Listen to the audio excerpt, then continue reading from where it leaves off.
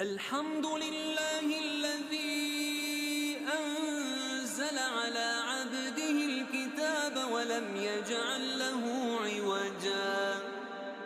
قيما لينذر بأسا شديدا من لدنه ويبشر المؤمنين الذين يعملون الصالحات أن لهم أجرا حسنا ماكثين فيه أبدا وينذر